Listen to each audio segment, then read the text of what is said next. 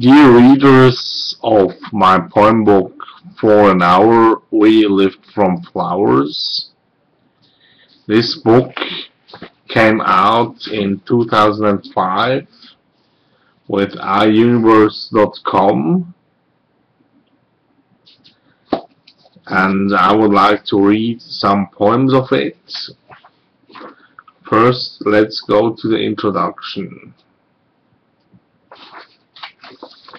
Lyrics, even if modern, should sing about those rare feelings that make up the salt of life, that make this path on earth unique, states Owi Nandi, who would like to share these poems, which he originally published in German, with the English-speaking public. Each piece of Nandi's artwork is set in a silent moment, mostly written after his marriage in 1995. Yet the ideas for these lyrics have been collected since his late childhood. Nandi likes to illuminate the uniqueness of creation, and he also adores awakening the senses to the beauty of love and friendship. He has been inspired by many sources, from the simple words of people close to him to German, English, Greek, Arabic, Russian, Chinese, or Indian poets. The author believes in the words of Jesus, and these words shine through in this book. Nandi also greatly values the insight from other philosophies and religions. One of the common threads in Nandi's lyrics is the transience of time, which makes every moment in life so very precious.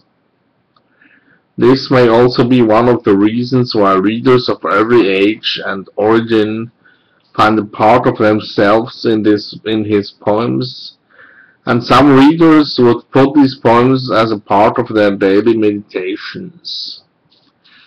These are real citations of readers which came back to me. The author cherishes the free verse of today's lyrics and has chosen to write a variety of lyric and prosaic texts. He plays with the line and poem length, punctuation and its absence, and the complexity and simplicities of language.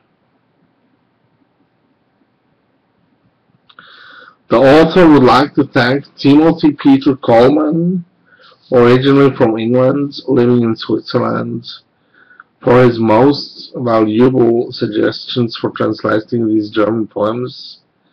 Chloe Galley, United Kingdom, Nandula Nandi, India, Man Matthews, Australia, Christopher Hardy, US, Miliana Cialana de Quiroga, US, Sarah Crockett, US, Shia Spindler, US, and the reviewers from iUniverse.com for their help in correcting English words and grammar.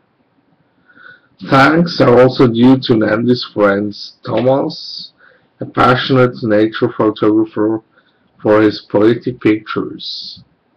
Read more on Nandi and his friends on www.poems.us.com. And now we will read some of the poems. The next poem will be one that was inspired by a moment in 1997 where I met a very nice Swedish lady in the Botanical Garden of Zurich.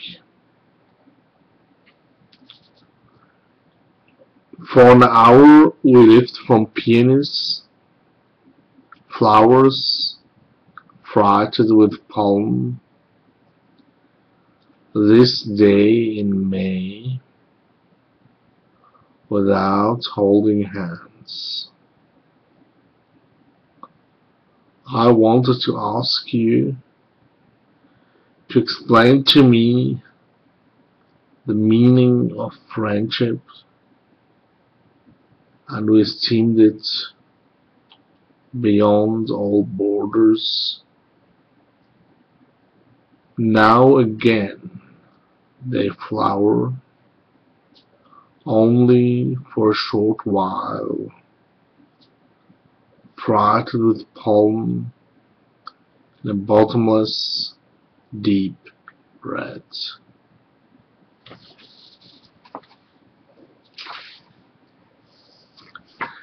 The next poem was a poem that my former wife, who died of an early death because of a tumor. My wife cherished it very much because she loved this lake in Switzerland, the Lake of Hallwil. This was her homeland, and we will read Summer on a Lake. The down of the swan's bow dances waxen on the soft water surface, indulges in ease, unable to think of the next tempest. Emerald dragonflies carve jags into the cheesy air, twitching into the small inlets, whirring on the spot during the next breath. Their copper-colored abdomen is laced up like the waistline of female motorcyclists wrapped in leather. The corpses of lost and distant years' leaves rest on the lake's muddy floor, lost in growing old, blacking on, bordered by dusky beach notes. The water sprinkles upon the cheeks, plays and washes against its swimmers. Around the rush stalks, ascending over slenderly from the depth, and the precious butterballs of the flowering nephars.